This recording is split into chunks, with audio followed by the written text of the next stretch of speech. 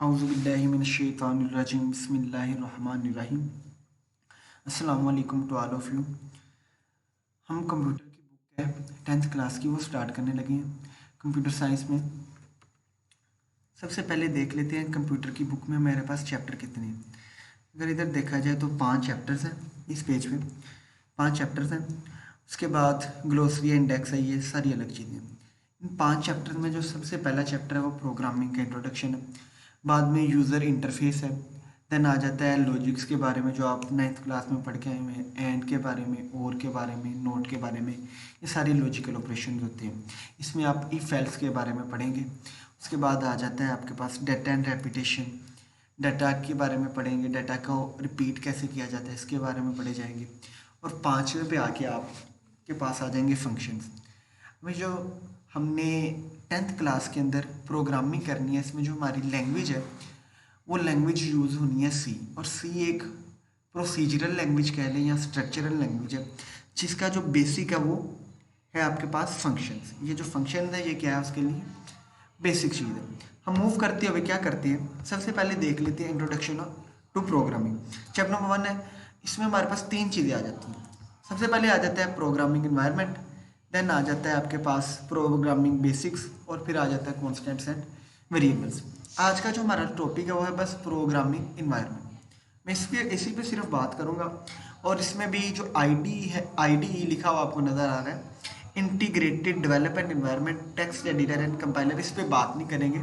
हम सिर्फ और सिर्फ बात करेंगे इंट्रो पे, यूनिट के इंट्रो पे। यूनिट के इंट्रो में जो चीज़ें डिस्कस होती है सिर्फ उन्हीं में बात की जाएगी। स्लाइड्स की तरफ मूव करते हैं। हमारी 10th क्लास की कंप्यूटर की बुक है, उसका चैप्टर नंबर 1 है, उसका नाम है introduction to programming. Then further आगे देखते हैं इंट्रोडक्शन टू प्रोग्रामिंग में 3 चीज़ें, ये भी आपको मैं दिखा के आ चुका हूँ अभी। Programming environment, programming basics, constants and variables. हमारा जो टॉपिक है यूनिट का इंट्रो है, इसमें सबसे पहले हमें समझना क्या है, व्हाट इज़ अ प्रोग्राम। अच्छा, ये जो कंप्यूटर है, कंप्यूटर क्या है, एक मशीन है, और मशीन के पास दिमाग होता ही नहीं। अब मशीन को, कोई भी मशीन से हमने काम लेना है, वो जो काम लेना है पहले उसको समझाना पड़ेगा, उसे ऑर्डर देना पड़ेगा, इंस्ट्रक्शन देनी पड़ेगी उससे काम लेने के लिए, या उसे खुद काम करवाना पड़ेगा। अब उसको क्या करना है, काम मैंने समझाना है। अब उसको समझाना है काम, उसको समझाने के लिए कुछ सेट्स ऑफ इंस्ट्रक्शंस होंगी, ठीक है। वो जो सेट्स ऑफ इंस्ट्रक्शंस जो उसको कमांड दे रही होंगी, बता रही होंगी कि तुमने ये वाला काम इस तरह करके मुझे करके दे देना है, इस चीज़ को कहते हैं प्रोग्राम। इसको कहते हैं प्रोग्राम। और ये जो प्रोग्राम है, प्रोग्राम बनाने वाला क्या कहलाता है, प्रोग्रामर कहलाता है। देन प्रोग्राम को लिखना, उसको लिखना, उसमें इंसर्ट करना कोई चीज़ चेंज करना, या फिर डिलीशन करना उसमें, इस तरह की जो भी चीज़ें होती हैं, जो भी फिनोमेना होता है, उसको प्रिपेयर करना। उसके बाद उसको प्रिपेयर करने के बाद उसकी एग्जीक्यूशन, ये सारी चीज़ें आ जाती हैं प्रोग्रामिंग में। अब कंप्यूटर को मैंने कोई बात समझानी है, ठीक है, कोई भी बात समझानी है, तो उसको समझाने के लिए मुझे उससे करनी पड़ेगी बात। और कंप्यूटर को ना ही इंग्लिश आती है, ना ही उर्दू, ना ही पंजाबी, ना ही रशियन, ना ही जापानीज़, ना ही चाइनीज़, कोई लैंग्वेज उसे नहीं आती जो हम यूज़ करते हैं किसी पर्सन से बात करने के लिए। कंप्यूटर से बात करने के लिए जो कंप्यूटर की मेन लैंग्वेज है वो तो बाइनरी लैंग्वेज है, 0-1 की लैंग्वेज। बट बाइनरी लैंग्वेज से हटकर कुछ डेवलपर्स ने, कुछ प्रोग्रामिंग लैंग्वेज डेवलपर्स ने लैंग्वेजेस तैयार की हुई हैं। वो जो लैंग्वेज है जो कंप्यूटर से इंटरेक्ट करने के लिए हम यूज़ करते हैं, उसको नाम दे दिया जाता है प्रोग्रामिंग लैंग्वेज का। अभी तक जो हमने चीज़ कवर की है वो है program, programmer, programming and programming language, जो आपको स्क्रीन पर सामने नज़र भी आ रहा होगा। दोबारा रिवाइज कर लेते हैं, what is a program. A program is a series of instructions fed to the computers by a human, ठीक है। वो जो इंस्ट्रक्शंस है, उन इंस्ट्रक्शंस का काम क्या है, उन इंस्ट्रक्शंस में ऑर्डर है कंप्यूटर के लिए, या फिर कह लें सिस्टम यूनिट के लिए, कि उसने काम क्या करना है, ठीक हो गया। उसके बाद फर्दर मूव करते हैं प्रोग्रामर की तरफ। अब ये जो प्रोग्राम है, प्रोग्राम तैयार करने वाला क्या कहलाता है? प्रोग्रामर कहलाता है। और कोई भी बंदा जो प्रोग्राम लिखते हैं वो प्रोग्रामर नहीं कहलाता। अब कोई भी इंसान उठ के उस किसी का प्रोग्राम कॉपी करके लिख सकता है, तो हम उसको प्रोग्रामर नहीं कह सकते। उसके लिए इसको कंप्यूटर के साथ जो लैंग्वेजेस होती हैं, कंप्यूटर से इंटरेक्ट करने के लिए वो लैंग्वेजेस लाजमी आनी चाहिए, ये एक शर्त है। दूसरा, लैंग्वेजेस या फिर कोडिंग के लिए जो रूल्स हैं वो रूल्स उसे लाजमी आने चाहिए। तो ऐसा बंदा जो प्रोग्रामिंग कर सकता हो, प्रोग्रामिंग के रूल्स को जानते हुए, और कोई ना कोई लैंग्वेज से लाजमी आनी चाहिए। ठीक हो गया? तो वो क्या कहलाता है? प्रोग्रामर। देन आगे फर्दर मूव करते हैं प्रोग्रामिंग की तरफ। वो जो प्रोग्रामर है उसने कोड लिख दिया, कोड की एग्जीक्यूशन होगी, कोड में कोई चीज़ इंसर्ट कर दी, ऐड कर दी, उसमें कोई चीज़ डिलीट कर दी, ये सारी की सारी जो चीज़ें हैं, ये वाला फिनोमिना कहलाता है प्रोग्रामिंग। देन आगे मूव करते हैं। अब प्रोग्रामर ने प्रोग्राम लिखा, प्रोग्रामिंग की। प्रोग्राम लिखना क्या हो गया प्रोग्रामर का? प्रोग्रामिंग करना।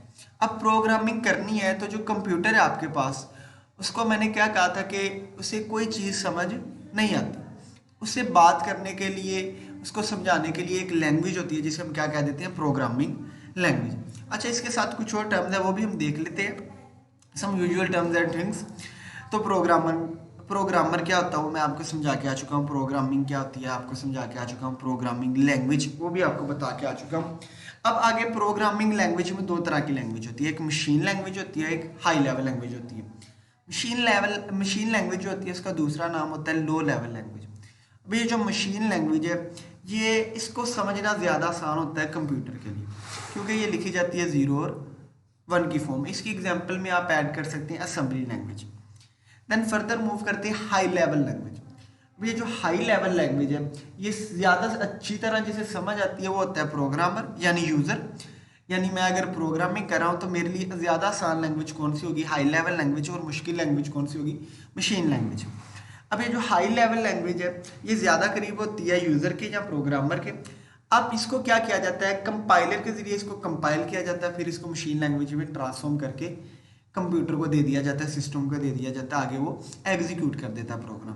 तो मशीन लैंग्वेज जो है, इसमें एग्जांपल मैंने दे दी असेंबली लैंग्वेज की। अब हाई लेवल लैंग्वेज में आपके आगे काफ़ी ज़्यादा एग्जांपल्स आ जाती हैं।